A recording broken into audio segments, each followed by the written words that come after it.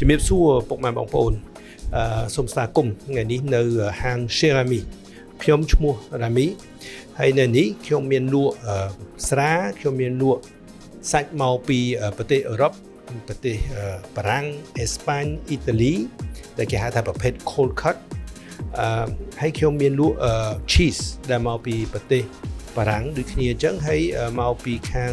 ប្រទេសអេស្ប៉ាញគ្រឿងអស់នេះស្រាប់តែញ៉ាំជាមួយស្រាដែលយើងមាននៅនេះហើយរួចពីហ្នឹងទៅយើងមានលក់តែដែលខ្ញុំលាយផ្ទាល់តែនឹងរសជាតិឈ្ងុយឆ្ងាញ់ក្លិនដែលខ្ញុំរៀបចំនេះដែលខ្ញុំលាយ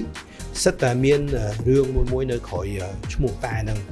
ហើយអាចញ៉ាំគេហៅថាប្រភេទ afternoon tea អាចញ៉ាំជា breakfast ក៏បានហើយរួចទៅមានប្រភេទ brunch ទៀតតែហ្នឹងទិញយកទៅផ្ទះបានដែរព្រោះវាជួយសុខភាពឲ្យវាល្អហើយនឹងអ្នកណាដែលចង់ដឹងព័ត៌មាននៅលើតែហ្នឹងអាចមកសួរខ្ញុំបានខ្ញុំមានប្រភេទមួយទៀតគេហៅថា cold cut ហ្នឹងដែលមកខ្ញុំនិយាយថាមកពីប្រទេសអឺរ៉ុបហ្នឹងអាហ្នឹងគេញ៉ាំជាមួយស្រាបាទគេញ៉ាំជាមួយស្រាហើយនឹងពួកហ្នឹងស្រាប់គេហៅថាដូចស្រាប់ប្រភេទក្លែមបាទហើយយើងមានលក់ប្រេងអូលីវ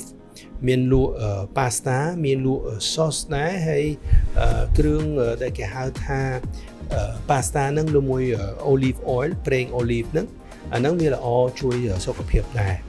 ចាំពេលក្រោយមួយទៀតខ្ញុំបញ្យល់អំពីប្រេងអូលីវហើយនៅជាន់លើខ្ញុំមានលក្ខណៈ restaurant ភោជនីយដ្ឋានដែលមានម្ហូបបារាំងមានម្ហូបអាស៊ីដែរបាទ